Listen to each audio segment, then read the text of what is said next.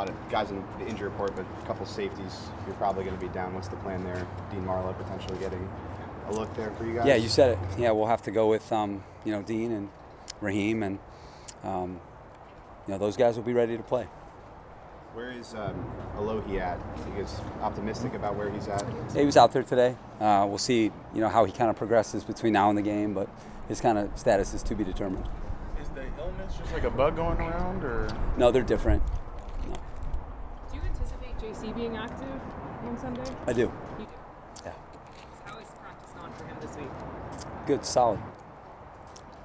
With Joey, we didn't see him out there all week. Is he got added with a toe? Is he in a different situation this week maybe than previous weeks as far as what you're expecting from him? Yeah, just different because of the toe. Yeah. Someone stepped on him. So we'll see between now and the game. So game time decision as far as whether he'll play? Yeah, more closer to the game time. And the toe is a bit more concerning than the hamstring at this point? Equal.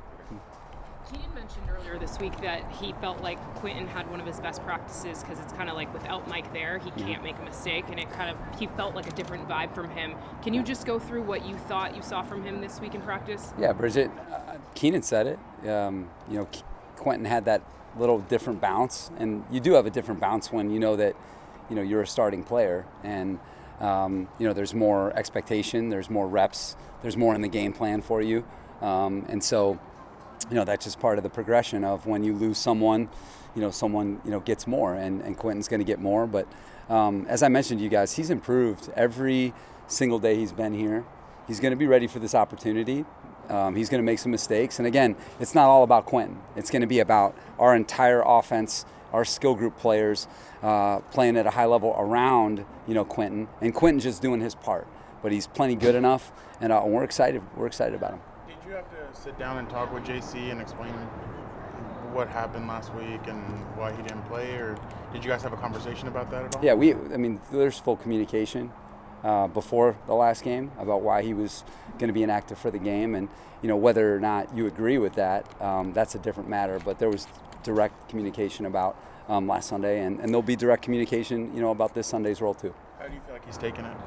Like a pro. With Austin, he sounded fairly optimistic the other day, but being doubtful. Are you guys just being cautious with him, or yeah, we're going to do the right thing for all of our guys, and he's made good progression in practice. But ultimately, those game time decisions, we've got to make some tough decisions for our players and for the future, of the team, and we'll see where it goes between now and Sunday. With a bye week, is it easier to maybe go and err on the side of caution? Yeah, I think with the early bye, it is different, knowing you have so much in front of you. So the fact that we also have a Monday night game coming out of the bye as well. So, again, it's all case by case, but we're going to try and do what's best for the player and our team. Assume Will Clapp will start at center? He will. How much are you looking forward to getting an EK back in the lineup? Yeah, it's been good to have him back. Eric, noticeable, and he's fit right in. But again, I think, with him out of the lineup, we've been able to really learn a lot about Nick Niemann, and I think gained so much confidence in him. And then we've learned a lot about Kenneth Murray, and we've learned a lot about him. And so that's what we expect on our team is when we do have injuries, and it doesn't matter to whom, but especially an important player, a captain, that you have your depth emerge. And I think those are two good examples of it. And but Eric's worked really hard to get back, and it'll be good for us to have him back out there for us. Given how well K9 played, is he going to keep the green dot, or will it go back to Eric? Yeah, I think it's fair to say that Kenneth will have the green dot because, again, we're still going to be smart with Eric. It's not like he's just going to go play 65 snaps in the game. So going to make sure that we're mindful of him and his return to play. He's ready, but we're going to make sure that we're smart with him. Do you see a change with him since he's taken over that green dot? No, Kenneth Murray's been steady, man, since he's been here. He's a competitor. He's improved, again, every year since he's been here. He's off to a really good start to the season. I think he's gained a lot of confidence and trust with his teammates. The last 2 weeks he's had really, I think, winning performances and certainly a game ball in the last game. And he just needs to continue to make the progress. He puts in all the right work, and I think you're seeing all the results from all that hard work. With Eric rotating, do you think Dayon will get some snaps at linebacker this week, or has Nick done enough to maybe for you guys to trust him there? Oh, Nick's definitely done enough. We feel confident about that linebacker group, and that'll be competitive. But it's really good to have Dayon back for special teams. It's really, that's going to be his main role here early in the season.